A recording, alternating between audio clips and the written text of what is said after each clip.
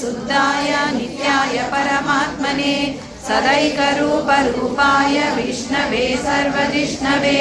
यस्य स्मरणमात्रेण जन्म संसारबन्धनात् विमुच्यते नमस्तस्मै विष्णवे प्रभविष्णवे ॐ नमो विष्णवे प्रभविष्णवे श्रीवैशम्पायन उवाच श्रुत्वा धर्मानशेषेण पावनानि च सर्वशः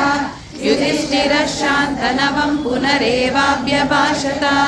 युधिष्ठिर उवाच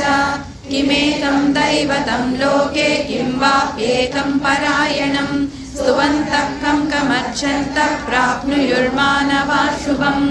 ओ धर्मः सर्वधर्माणां भवतः परमो मतः किं जपन्मुच्यते जन्तुर्जन्म संसारबन्धनात् श्रीभीष्म उवाच जगत्प्रभुं देवदेवम् अनन्तं पुरुषोत्तमं स्तुवन्नाम सहस्रेण पुरुषः सततोत्थितः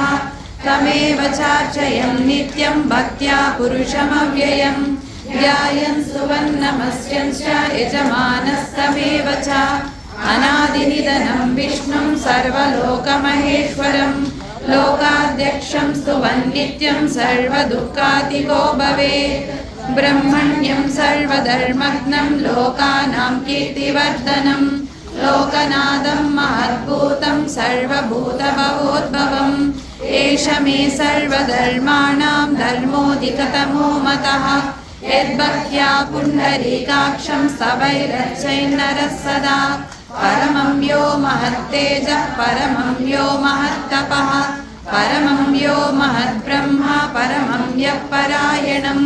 पवित्राणां पवित्रं यो मङ्गलानां च मङ्गलं दैवतं देवतानां च भूतानां यो व्यक्तिरा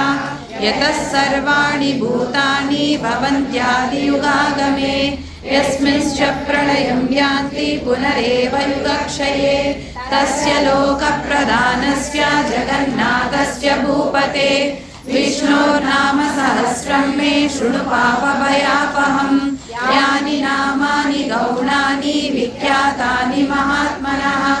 ऋषिभिः परिगीतानि तानि वक्ष्यामि भूतये ऋषिर्नाम्ना